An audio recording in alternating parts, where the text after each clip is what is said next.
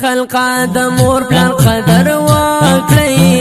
چې درنه لاړ شي بیا کوئ په ارمانونا که چېرته زړه یې چا ازار کو لکه د مچ په بیا منګولې مروړوي نا څوک چې د مور پلار نه جدا وي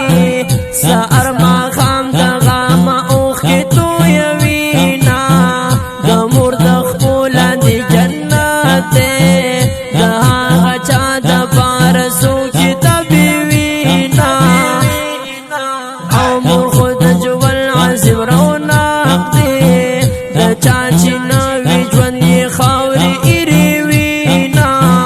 د چا چې مور او د ژوند په څرنګې مزې وي د چا چې مور د تورو خاورو لاندې وي نا ډېر بد نصیبه هغه خلک دي چې یې د مور زړه ته خفګان رسولی نا خلقا د مور تابع فرمان شي الله به درکړي بیا همیشه عزتونه مور خو د خدای عظیم نعمت دی لوی برکت دی چې خفه چرته نشي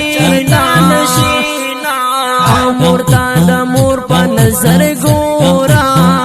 الله به درکړي درله ښکلي جنتونه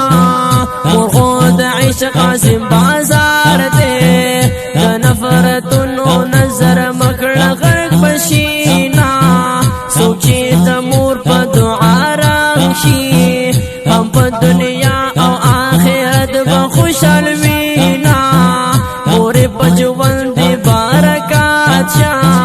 تل پرې رحمت شه چې دې وکړم خدمتونه پسه د مور تندې دې ښکل کا چې پاک الله درته نصیب کړي فرحتونه مور که سجده درته جایز وې ته به کعبه وې زه په سر په سجده وما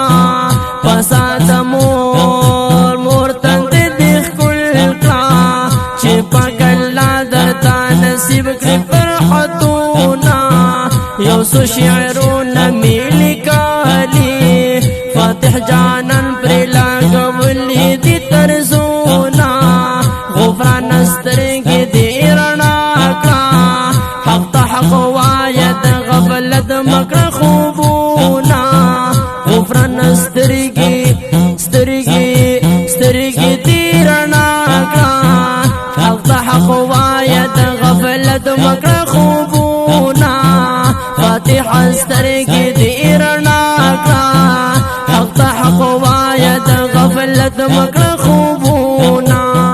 دا ښکلې او رنګینې مصرې په اواز د جناب حافظ محمد یاسین فاتح او په قلم د جناب غفران سعدي والسلام.